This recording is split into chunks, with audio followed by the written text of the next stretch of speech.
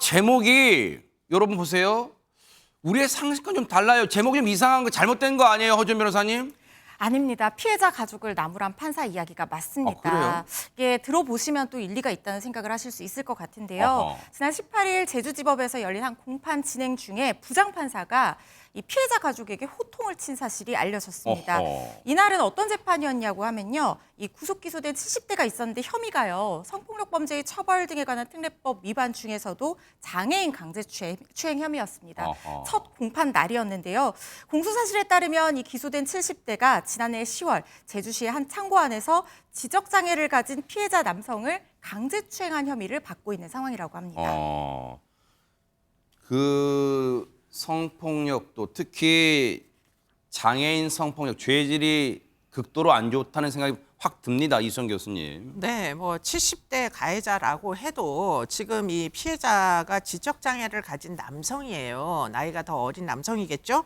그러다 보니까 아무래도 판단 능력이 좀 이렇게 일반적이지 않은 사람을 유인을 해서 창고에다 가둬놓고서는 일어난 강제추행이기 때문에 죄질로 보면 이거 굉장히 심각한 문제가 있는데 네. 문제는 어찌된 일인지 합의가 됐다고 지금 합의서를 제출했다는 겁니다. 피고인 측에서. 그 얘기는 지금 피해자가 강제추행을 당한 피해자가 결국은 자신을 추행한 그 남자, 지금 피해자도 남성인데요.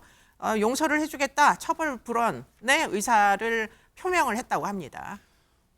처벌 불원이라면 말 그대로 최진문 교수님, 이 성추행의 피해자가 그 가해자에 대해서 처벌을 받는 걸 원치 않아요. 이 가해자가 처벌받기를 원하지 않습니다. 이렇게 말했다고요? 그렇게 합의서를 낸 거예요, 재판부에. 근데요, 이게 반전이 있습니다.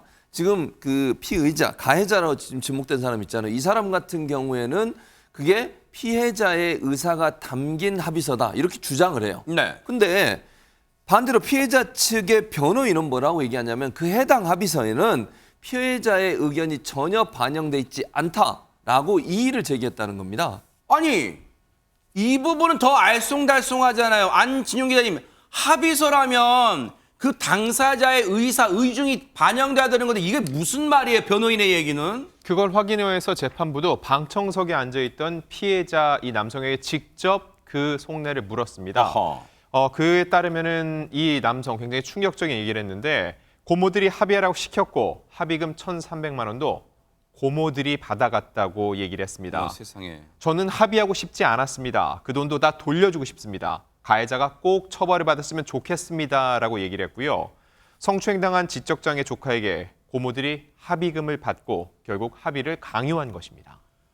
고모들, 이 고모들이란 사람이 이게 사람입니까? 이게 사람이 할 짓이에요? 허준 변호사님. 그러니까요. 현장에서도 실제로 미성년자가 피해자인 경우에 이 가족들이 강요를 해서 합의를 하게 만들고 그래서 실질적인 합의 의사가 반영되지 않은 상태에서 미성년자니까 또 제가 했습니다 이렇게 하면은 합의한 것으로 되어서 반영이 되고 이런 상황이 가끔 벌어지거든요. 어허. 그럴 때 정말 너무나 안타까운 생각이 듭니다. 재판부도 사실 이렇게 법정에서 판사님이 호통을 치는 경우는 이 정도까지는 잘 없거든요. 어허. 상당히 이례적으로 분노를 드러낸 것 같은데요. 네. 설령 피해자가 장애로 인해서 온전한 결정을 내리지 못한다고 하더라도 무엇보다도 당연히 피해자의 의사가 존중이 돼야 되는 것인데 아프다는 피해자 입장을 더 대변해줘야지 가족끼리 그렇게 해버리면 피해자는 진짜 어디로 가야 되느냐 이렇게 큰 소리로 호통을 쳤다고 합니다. 네. 그러면서 이 70대 가해자의 변호인에게 피해자가 또다시 가족에 의해서 압박받지 않도록 이 합의 과정에서 좀 주의를 해달라 이렇게 당부를 했다고 하고요. 제2차 공판은 다음 달 중에 열릴 예정입니다. 이 판사님이 법에도 눈물이 있다는 그걸 그대로 보여주는 거예요. 이 판사님의 그 호통 다시 읽어드릴까요? 가족까지, 그 피해자의 가족까지 이렇게 해버리면 피해자는 대체 어디로 갑니까? 라고 그 고모들, 피해자의 고모들이란 사람한테 눈 부릅뜨고 호통친 거예요. 새겨 들으세요. 어떻게 조카의 이 피해를 빌미로 돈을 챙겨요? 그 사람이 할 짓입니까? 반성하기 바랍니다. 2차 공판까지 쭉 한번 지켜볼게요. 보고 계십니까? 대박 사건. 네, 안녕하십니까? 김명준입니다. 여러분과 함께하는 뉴스파이터. 다양한 소식과 뉴스를 보고 싶으시면 화면 오른쪽을 꾹 눌러 구독해 주시길 바랍니다. TV로도 유튜브로도 여러분께 한 발 더 다가가겠습니다. MBN 뉴스와 뉴스파이터를 사랑해 주셔서 고맙습니다.